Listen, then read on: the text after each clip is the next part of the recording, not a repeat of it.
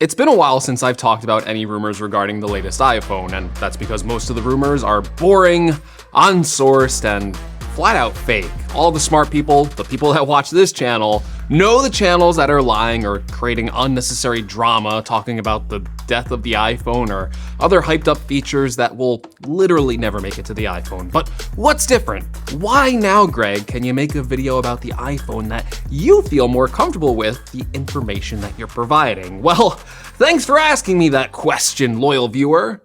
You always have great questions because you're smart. You're good looking. Are you single? You shouldn't be with all that Riz. Are you skibbity? Well, now that we're about 5 months away from the next iPhone 16 being announced, there's more concrete rumors regarding the features, the camera details, the specs, and just general features that are going to make its way to the new iPhone 16 and iPhone 16 Pro. And when I look at all of these rumors and features, I think Apple is about to introduce one of their bigger iPhone updates, which I believe may lead to an entire new super cycle of iPhone sales. And I really think that's going to catch everybody by surprise because Apple may be building the ultimate AI smartphone. So let's go over the reasons why I think this iPhone is going to be a big hit, and that really has to do a lot with the design. Now, the iPhone 16 and 16 Pro Max are going to be getting a new design, with Apple moving the size up from the 6.1-inch model to 6.3 inches, and on the Max, they are taking that large 6.7-inch screen and bumping it up to 6.9 inches. Yeah, it's taken us a while, but Apple is about to release a smartphone that's almost 7 inches in size, which is pretty close to the size of the original iPad mini. What a time to be alive. I wonder what Steve Jobs would have to say about all of that.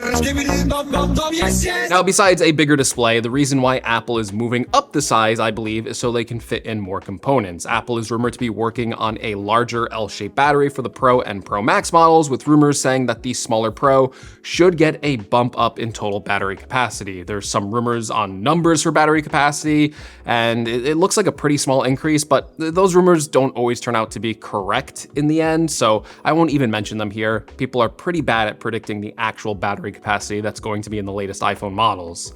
Now, one interesting rumor about the batteries, though, is that Apple will be using a new graphene thermal system, which could lead to 4 times better thermal conductivity.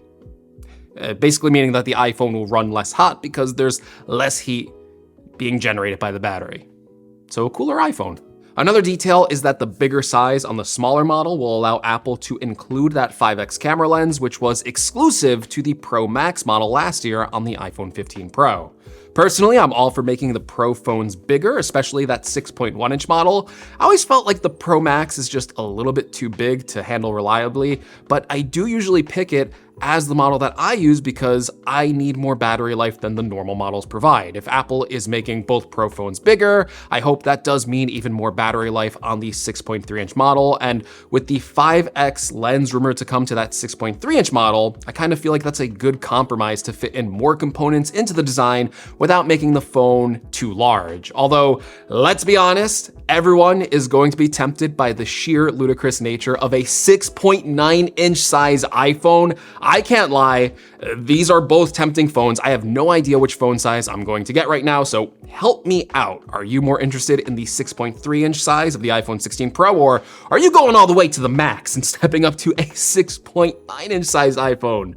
I still can't believe, that's still crazy that they're making an iPhone that big. Besides size changes, a new design feature is also coming with a new capture button. This button will be on the bottom side of the iPhone and work exclusively as a way to quickly capture photos and videos. Now, I know this seems a little redundant, especially with Apple's release of the new action button, but this capture button is rumored to be touch and pressure sensitive, so a user could even use gestures like sliding their finger along the capture button to zoom in and out. Personally, I like the idea of a capture button because I think it is placed in a better position for the camera than the current action button is on the 15 Pro. In my opinion, the capture button, or the action button I should say, there's too many buttons now.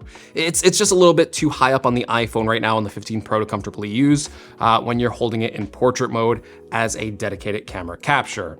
The last bit is on design and colors. So the iPhone 16 is rumored to come in a wider array of colors, including white, black, pink, yellow, blue, green, and purple. But for the 16 Pro, it's rumored to come with the same colors as last year, but with a new shade of rose gold and a new darker gray color. The titanium on the edges of the Pro may also be polished this time around, but I actually hope that rumor turns out to be untrue because I love the matte sides of the current titanium frame. Now, a big reason why you might want to upgrade your iPhone is for a new camera system, and that's pretty much what drives major upgrades these days. But the iPhone 15 Pro last year, it pretty much answered all my camera wishes, and with the inclusion of log video, it has just been absolutely amazing. I love the video and picture quality that I get out of my 15 Pro Max, but as I used it more, I did realize that there are still some things that could make the camera system better, and it seems like Apple is ready to fix some of those issues. One of those includes the larger megapixel count for the ultra wide angle camera. Apple is rumored to be bumping this up from 12 megapixels to 48 megapixels, which would match the main camera resolution. Another reason why Apple may be bumping up this lens in particular is for enhanced spatial video quality on the Vision Pro. So currently iPhones and the Vision Pro are limited to just capturing 1080p video in spatial video, and it doesn't look that detailed on the Vision Pro. It's a cool effect, but if they can bump that up to 4K, I feel like you'd get a lot more mileage out of that if you own a Vision Pro, and chances are you probably don't. Speaking of spatial video, this is a feature that is also coming to the regular iPhone 16. It was not included on the 15 because of the way the cameras were arranged, but Apple is going to reorientate the camera position so that the wide angle and ultra wide angle are side by side, kind of like in a vertical stack. And this is actually going to cause a bit of a camera design change, right? It looks like we are going to return to the camera bump design of the iPhone 10 with two of those cameras vertically aligned rather than having them in a bigger square camera bump. And I actually like this idea because it will give the regular iPhone model its own distinct styling on the back, and I actually like how this camera bump looks in these mock-up renders. Of course, one issue that prevails with the iPhone cameras is that dreaded lens glare, but Apple may be planning to include a new anti-reflective coating on the iPhone camera this year. 9to5 Mac says that this is going to be made from atomic layer deposition, whatever that means, but any sort of glare reduction will be great for night shots when there's just a lot of other light sources around. For the main camera sensor, Apple is also working on a stacked lens with Sony that would allow more light into the camera, which will result in cleaner shots and overall less noise. One thing I'm personally disappointed about is the lack of rumors regarding a resolution bump on the telephoto lens. I feel like this is an area where the 5x lens kind of falls apart when you want to digitally zoom in more. This is something other smartphones have on their telephoto lens, and it makes a much bigger difference when you're cropping the photo and reframing it or digitally zooming in farther, effectively making it feel like the 5x has much larger reach when you have more resolution to work with, even though it's physically not zooming in more. But yeah, those are basically what's, coming with the camera system for the iPhone 16. But there's something that's even more interesting to me, and that's actually the chip this year, something I'm not usually excited about. And I know what you're thinking, who needs a faster smartphone? But for me, the A17 Pro chip really opened my eyes to how capable our phones are, particularly in the area of gaming. I was pretty amazed by my experience playing AAA level games like Resident Evil 4 Remake on my iPhone 15 Pro, and the graphics looked really impressive for a smartphone. Still, there is a lot of room for improvement, so an A18 Pro chip would have even better performance over the A17 Pro chip, making these console-level games not only run better on the iPhone, but look better too. But even though I'm excited about that part of the performance bump, I know that's not an area where a lot of people get excited, but apparently there is an area that I think could drive a lot of sales to the iPhone 16 Pro, and that is Apple expanding the AI capabilities of their smartphones, and the A18 Pro chip is going to focus on increased AI performance, with the physical size of the chip actually getting larger to allow for more transistors. Apparently, the majority of this increase is going to come from enhanced neural cores that will deal with AI-specific tasks. Now I know what you're thinking. There's not that many native AI features on iOS, or at least consumer-facing ones, but I think we're going to get a sneak peek of those new features for the iPhone 16 Pro very soon at Apple's WWDC event in June. Apple is rumored to be working on a plethora of AI features that really stretch the gamut of all the AI features that are kind of available from other third-party services.